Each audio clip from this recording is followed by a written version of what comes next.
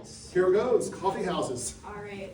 Yes, so as we've kind of explained already, so the presentation is on the role of coffee house in Viennese culture. We did this project with two of our other classmates, Helen and Rochelle. They weren't able to make it today. I know they had a list of various other reasons. So unfortunately, it is just us, but at least we are here to. Well, we appreciate it. Yeah. Thank you. Yeah. Absolutely.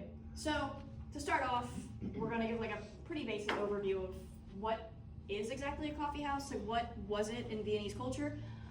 So this was more of a social institution, and that's what's so different about these coffee houses is that it wasn't just somewhere where people went to just sit down and like read a book. That was an option if you wanted to do that, but people went there and like they debated, they talked with other people outside of their social class. These coffee houses were like the crux of people talking with each other, but also being able to read, being able to write, being able to do everything that they want to do. People also felt really at home. These were like places of hospitality. So that was something that these coffee houses were quite known for. And then, so it was also really, really key that these important public figures did oftentimes just meet at these coffee houses. There was this intellectual life that was actually centered within these coffee houses. And this was also an integral part of city life, which, if you know me, I know that a few of you have taken classes with me. I'm very interested in city life and how cities all interact with each other and work, and how residents live within cities. So that was definitely the most interesting part for me, was to be able to explore that. So these coffee houses obviously have a history, which is not surprising because everything has a history that's pretty interesting, including like the pen you have in your hand or whatever else. So coffee houses started really in like the early 12th century. The first coffee house specifically within Vienna opened in 1683. When coffee did spread to Vienna, it was via trade, which was pretty interesting, and then diplomacy, because what exists without trade and diplomacy? I don't know. Probably nothing that we use on a daily basis. And so they did kind of like make it their own way by adding like milk and sugar. Kind of reminds me of the British people with tea. Like they gotta, add a lot to it. And this really did change it from like a really simple beverage to like more of a ritual, and also like added some customization into it. So you could really have your coffee how you wanted to have it, as opposed to just being stuck with however it tasted black. Which, as most of us know, black coffee is hit or miss. So shout out to them for doing that. So inside a coffee house, this was a part I was really, really interested in. As you can imagine, each coffee house looked different. I mean, if you go to Uptown Westerville, you know that each coffee house looks completely different. Java Central and Espresso Air have completely different vibes, completely different workers, and completely different decorations within them. So this is a nice little quote. The invariably glassed-in vestibule signifies a symbolic entry into another world. So when you enter the coffee house, you are meant to go into this different world where you are surrounded by different people. You are in this sort of equal world, which is something that we'll talk about a little more, but coffee houses are known for being completely different because what existed on the outside as far as social class didn't really exist within the coffee house, which is pretty awesome because even today, you see professors and students talking in coffee houses all the time, and that's something that doesn't really exist within the classroom. So these coffee houses oftentimes had marble tables, faunette wooden chairs on parquet floors, upholstered sofas, mirrors reflecting mildly steamy light, which I think is oddly specific, but whatever works, works. They were furnished with genuine showpieces, which I think is really interesting, because there is this sense of, a coffee house shows by which one you hang out at, sort of your aesthetic, your vibe, and what you want to portray, and what you like being surrounded by. The coffee was oftentimes served on a silver tray, which was also accompanied by a glass of water and a discreet coffee spoon, which I think the discreetness of the coffee spoon is also quite interesting, because it can't just be, out in the open, oh, there's a coffee spoon, we gotta like hide it, make it a little unseen there. And so that's just another interesting part of the culture, is like certain things need to be more discreet, while others were a little more out there, We've got upholstered sofas, but we also are gonna like hide the spoon a little bit. And so then we had newspapers and journals were always essential and provided. You can also see this at like Java. I know they have a little section where a lot of professors leave their academic articles that they haven't read. So that's similar to today. And then we had billiards and card games, which would be absolutely awesome awesome if that was still in a lot of coffee houses, but. All right, so then we have the coffee house in its era. I already discussed this a little bit, so this is more of a recap, but it was a place to escape reality. You could kind of go to coffee houses and you could like release and you could be away from what you're used to, and it was a sort of like relaxation and refuge. So these coffee houses were flowered in Vienna, as the whole point of this presentation, in the late 19th and early 20th centuries, so these are really the time when it flourished. People went to coffee houses, various types of people for various reasons. Coffee houses symbolize contradiction, which is probably one of my favorite parts as well, because I'm a pretty big fan of arguments.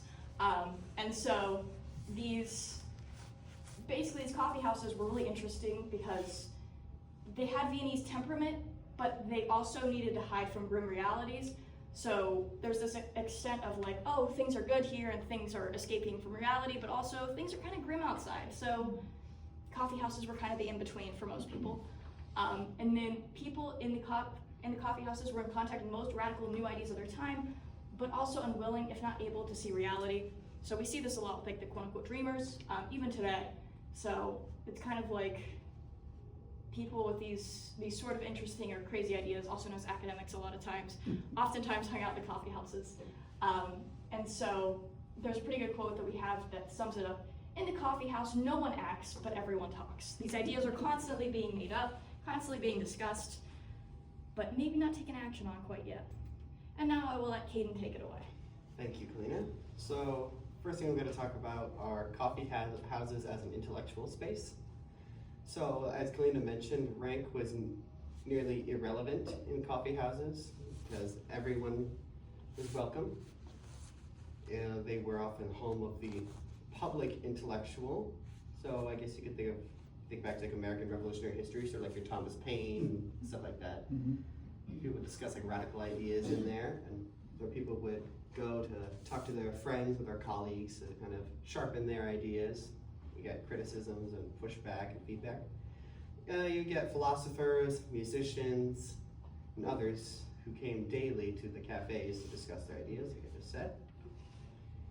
And it's interesting that you'd have like certain coffee houses where certain cliques would show up. Like you'd have the coffee house for the musicians or the artists, and even like certain types of music or artists, like the modernist or other types. By creating a communal meeting space, the coffee house fostered cross-fertilization of ideas and helped to stimulate parallel breakthroughs in thought and art. It became a very powerful intellectual space throughout the modern era. Next slide. Now we're going to talk about the Jewish influences in coffee house culture, which is a part that I found very interesting. Jewish people often found particular refuge at coffee houses since they were sort of a refuge from mainstream society. Many coffee houses were actually founded by Jewish people. Many of them actually developed unique cultures even compared to other coffee houses. One of these was Cafe Herrenhof. Many intellectuals flocked from cafes like Central Cafe and Museum Cafe during the 1920s to places like Herrenhof. And Herrenhof itself actually developed unique terminology and a color code and numbering system that only made sense to the staff and regular clientele of Herrenhof. Thank you. Significance to modern society.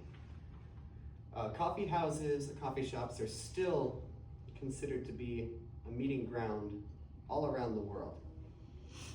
Actually, in fact, for this project, our group members actually met up at a coffee house on Africa Road called Ethos, and had a really nice time there. Kalleena and I actually spent some time I got the picture on that. after our group session, just kind of talking things over.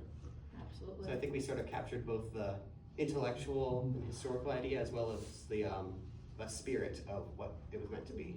In the past, many thinkers connected in coffee houses. This is still the case today. Kalleena mentioned professors and students, and I'm guessing you would probably have like your friendly neighborhood political radicals just meeting in coffee houses. So, maybe not necessarily radicals and like the ones that would actually do something, but people who had like crazy ideas.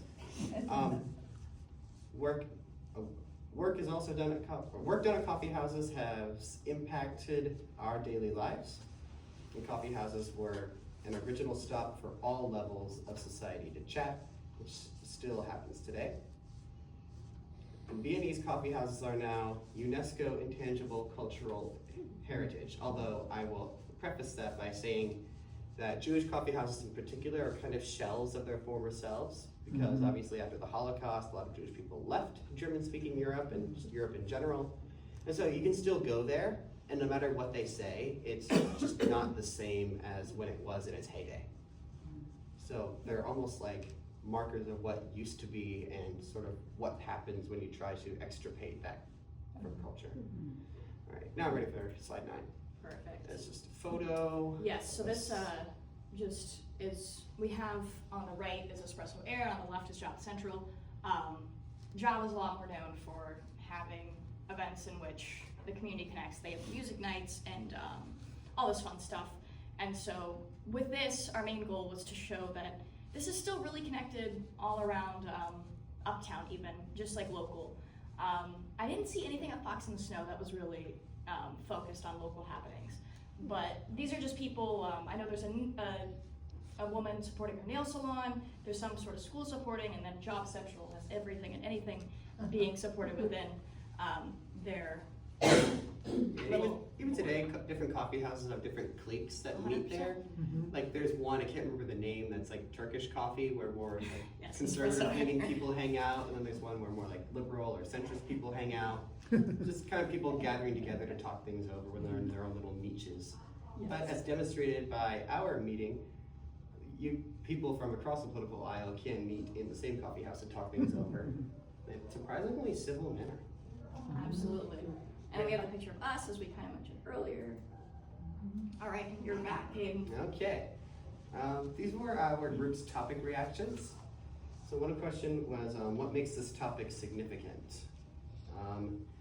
Coffee houses, or Kalleena noted that coffee houses represent the breakdown of social classes. You got people from all sorts of different strata of life and society all meeting together in one place.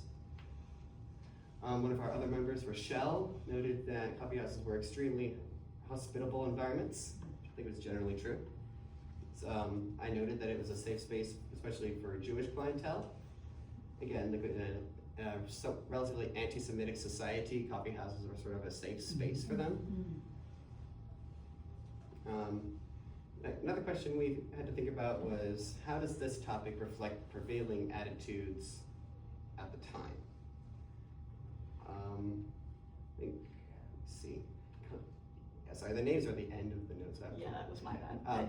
First one's Anyway, me. Kalleena noted that the coffee house culture completely opposed ideas of class and anti-Semitism and fostered a spirit of collaboration.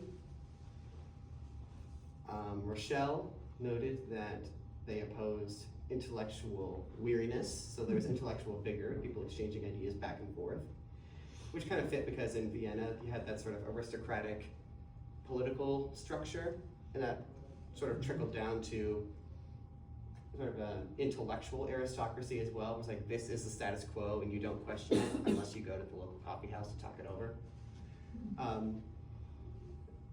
It aligns with, That one's yours. I noted that it aligns with the complexity and diversity of the Austro-Hungarian Empire, because the Austro-Hungarian Empire was not just Austrians or Hungarians. You had Slavs, you had all sorts of different people. You had Slavs, Jewish people, all within this hodgepodge of linguistic and political, like social areas, just thrown into one little empire after Napoleon's fall and the rise of Germany. So just the variety of different types of coffee houses and the types of people who would meet there was sort of like a microcosm of Austro-Hungarian culture. And it was interesting because while they did foster differences of opinion and the incubation of radical ideas, they were also kind of subdivided into their own little niches and cliques. So in a way that sort of upheld the social stratification of society. Like if you are like this, you meet here, you meet here.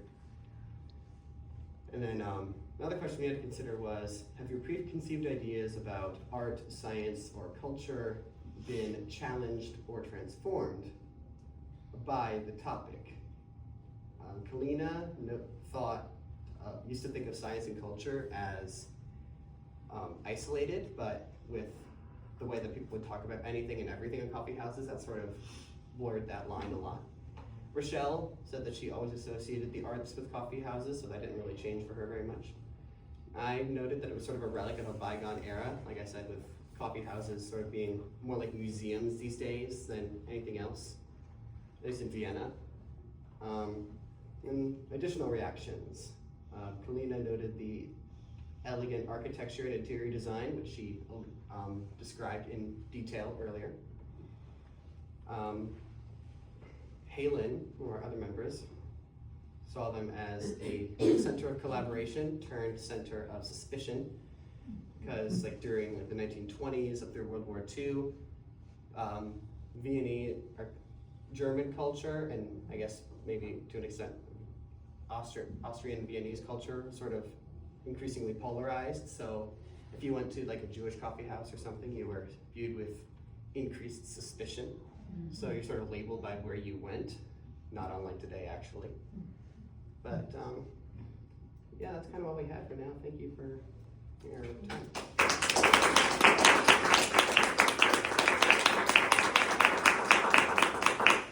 Thank you so much, Hayden and Kalleena, for taking time out of your summer to come visit us Our pleasure. with this. Yes, Yes, thank you so much. That was I really- have a comment back Oh, there. yeah. Oh yeah. Yes. Maybe, Hayden, this was maybe for you, because you talked about the, specifically that maybe this was part of a bygone era. Uh-huh. And that made me think of a similar structure in France, which would have been the salon, Yeah. where people gathered in some person's home, were invited of all different strata of society, and talked about issues like this. I think this must be a little bit more democratic. Yeah, this would be like how people used to meet in like the New England town square to debate things. Like we Except- still do at Java. We still do that at Java. Okay, I'm not really in Java I myself. would, yeah. I don't think you've ever been to Java, but No, I don't think so. yeah. You Um, need to go. Not a coffee guy. Yeah, but yeah, I would fully agree. I mean, Java is definitely like, it's still, What strikes me is that it's almost like it's not as exclusive as like a country club, but it's not as public as like an outdoor town square. So it's sort of like there's sort of an informal membership involved, but it's still like anyone can come and talk about anything, but you have to know where to look. yeah, I'd say that's the biggest difference. It's like the informal membership. I think that's kind of the key here. It's like, and I mean, I would love for that to be a research paper for someone.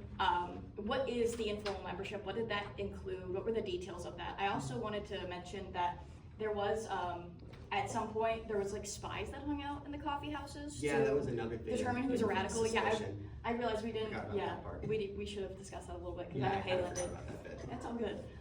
And so yeah, people would, spies would go into the coffee houses and hear who was saying what, and then they would go from that, which is really interesting.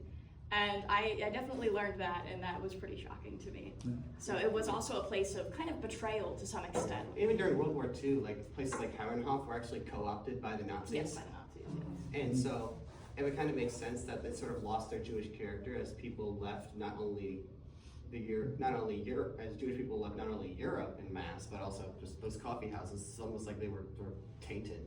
Yeah, and I know there's still attempts to like memorialize. Like if you go there, they're like, oh, this is exactly how it was 100 years ago, but it's like it really isn't. No. You can't recreate what it was mass murdered. Yeah. And so that's something interesting, as I would say, now that I'm thinking about it. I took a course on the Holocaust this semester as well. And so it was one of the best history courses I've taken.